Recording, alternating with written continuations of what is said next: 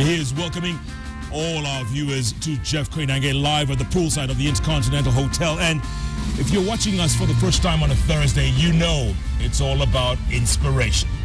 As we want to show you another side of Kenya that you don't see every day. We put the politicking aside. However, with Saba just days away, we still need to touch on that. And who better than a man who grew up dirt poor in the slopes of Embu, had no aspirations to be anything but a Catholic priest. He made it to altar boy, and then life changed. He'll tell us about that. He ended up in Japan, speaks fluent Japanese, came back, became what he always wanted to be other than a priest, a rally driver. Not only that, a champion. 3 times in a row he won the Kenyan National Rally Championship. No other Kenyan had done that before. He won it another time. And the famous Safari Rally, he was the first black Kenyan to make it to the top 5. Unbelievable feats. His humility is unbound. And yes, like one of the tweeps said this evening, his smile is infectious. I have never seen Patrick Njiru angry in my life. And look at him, still smiling at the age of almost 60. Babyface Patrick. Konbanwa. Konbanwa. Arigato gozaimasu. Arigato gozaimasu. My goodness. You're speaking that language, my brother. What is it about you, man? What is it about you? Because out there, especially in social media, of which you're not, and maybe it's a good thing, there's so much anger, Patrick. So much anger and a lot of fear and foreboding with Saba around the corner. I tell you, I mean, you know, Kenyans, we are very unique people. Very unique. Extraordinary people. And there's one thing that I learned when I went to Japan. When you find a society of 120 million happy people, people who don't disagree, people who don't fight each other, they just agree to disagree. That's all what they do. And that culture got into me and really has kept me going all along and all the time that we are here. Yeah. And I wish my own people here in Kenya, because we have such a wonderful country. As you know, Jeff, this is the best country. On the planet? On the planet. Bar none. When enda wapi, urudi wapi? Kenya. Hapa. Hapa. The best place, the best, you find all types of the best people you can come across. And yet, Patrick, we're throwing it away. We're throwing it away. It's only our politicians. They need some hygiene, you know. We need some political hygiene. Yeah. You know, like the way we were in school, we were given hygiene not to get sick. And we got this. That's all what they want to do. I think they need some jick. Something like that. Just to get them off the war of this, because you find them when you talk to them, because most of them I know them. When you talk to them, they're very different people. They talk so politely, but when you give them the mic and they stand on the people, they talk right on the opposite of what you're expecting. And really, that's not the best of interest of these people. Patrick, let's talk about Saba, which is days away now. Today, this afternoon, I ran into a woman at the ABC place. Stranger walked up to me and says, Jeff, what's going to happen on Monday? I have a 12-year-old girl, and I'm not taking her to school on Monday. I don't want to be fearful all day Monday. I'm not taking her to school. This is the general mood, Patrick. You see, what happens in this country, we have got now our former Prime Minister. He's the senior most legendary politician. Every politician has got to get some wisdom from some people who know more than him. Unfortunately, he doesn't have that kind of people around him. What he has got is the younger generation of the people who are there. Let me just put it up point blankly. If you go to people like President Uhuru and Deputy President William Ruto, they have somebody like Kibaki whom they can go to. They have somebody like President Moi whom they can go to. Very respected ex-president. And they can go there and talk and chat, and like a good person who is wanting to learn and listen, because wisdom is given by the people who have more knowledge than what you have. And that's where it starts. That's where it brings in the buck stops with you.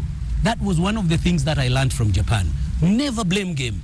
Never blame anyone. And that's why the leaders, they resign. Every time there's a scandal or anything, they resign. Never put a blame game to anybody. Take the responsibility yourself. You hear everybody blaming the government, blaming this one. But you don't blame yourself.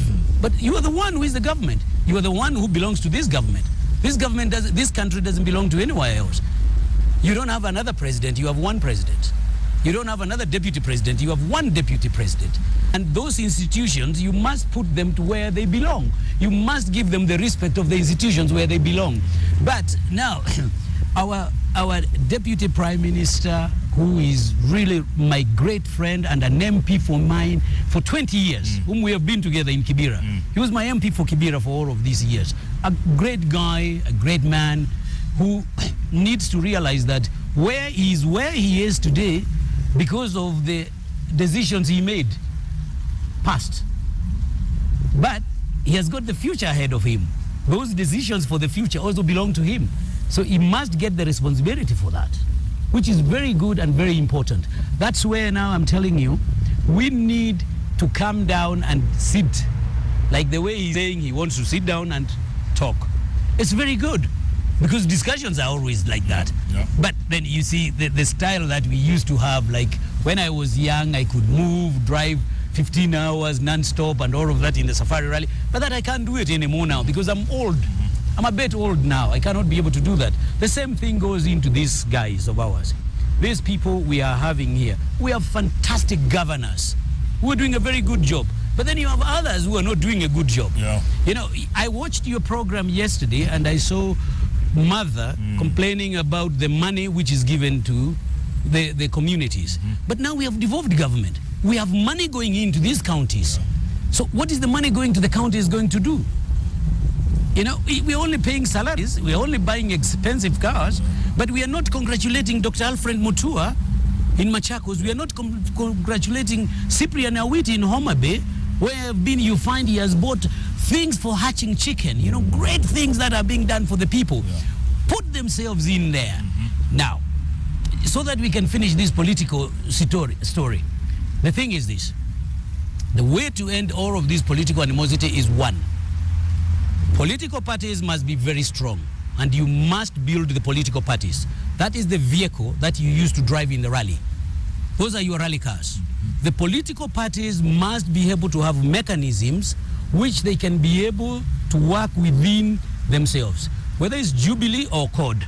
If you don't have strong political parties, all what you're going to have is what you had in 2002, you had in 2007, you had in 2013, and now in 2017, you don't know whether these mergers will be there still. So as a matter of point and a matter of good way of moving forward out of all of these, strengthen the political parties. Which are the vehicles? Which are the vehicles. Whether it is ODM, finish your elections. Wiper, finish your elections. You, TNA, finish your elections. And then get some good drivers. Get some good drivers, and we can drive them. We can help to drive them. And something that I want to teach them, to tell them very clearly, just learn to do left foot braking. Left foot braking is very good. It doesn't slow you down. It doesn't stop you. How does that work? The left foot braking, when you're driving around a very fast corner, you know, force travels on a straight line. If you're coming to a slow bed, you put your left foot a little bit down on the brakes, and then the car slides a little bit, and then you see the straightness, the apex of the corner, and you get out of the corner. That's how you become faster.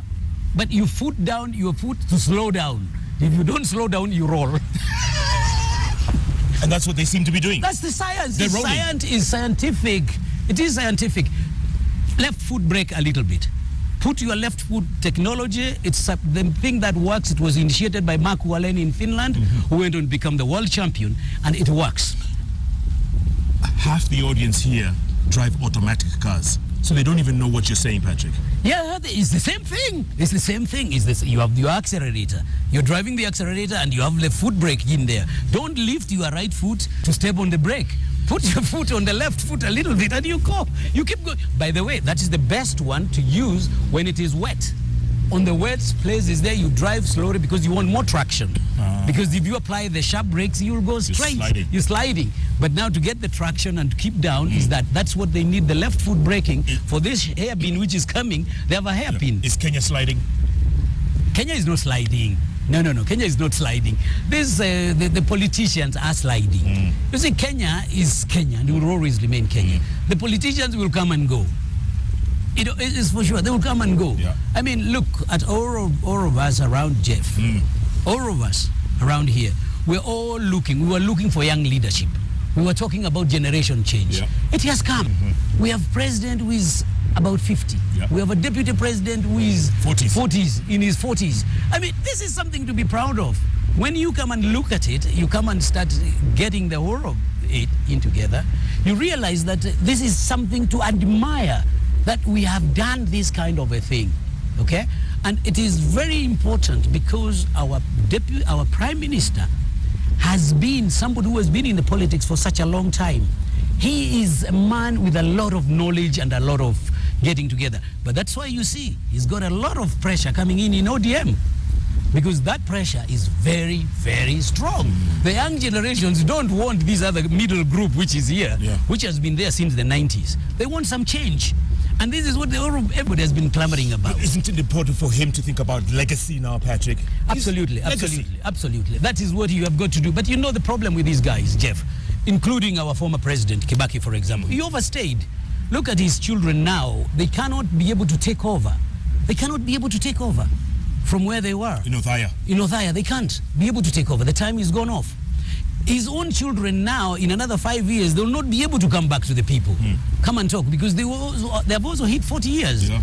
Once you start hitting over there and you want to join the politics, now you become like a guy who has retired from the civil service. And we don't want those retirees from the civil service to be coming back to join in the politics, because that has been one of our biggest weaknesses. Okay, Monday, real quick, Monday, will it be okay? Monday will be okay. We'll be fine. We'll be fine. The people, the association, the freedom of association is excellent. That has to be given. What they have to respect is the freedom of other people. Because why am I telling you this? I was in Kibera, in the middle of Kibera. In 0708. In 207, 208. With your petrol station. Completely. That's where CNN were covering from, because it was fire. It was total fire. They burnt it down. Total fire. And the next guy who was burnt was the Luo guy who were there in Kibera running a supermarket. The only supermarket which was there and the only petrol station which were there were all flattened down. But now you can't say who was doing it, because that is Luo and this other one is a Kikuyu. So everything just coming out to fire up and to burn up because the people were disappointed and all of this. But now there is no disappointment. No. Listen, remember, now there is no disappointment. It's only people trying to, government is sweet. Sure. Let's be factual. Let's be factual. That's it. Government is sweet. You know, to be there. You hapana mchezo bwana. You kitty Jeff. It's not a joke. To be there. Yeah. When you're out of that place, all of these guys is only that they are not realistic. Everybody wants to be in the government. And that is what President Kibaki did, a different turnover.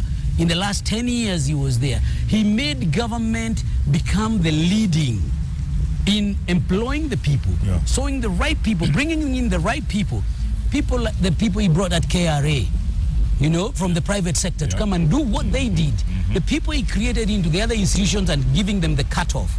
All of those things, they came and brought a different thing. Now everybody wants to be in the government. Nobody wants to go and work in the private sector.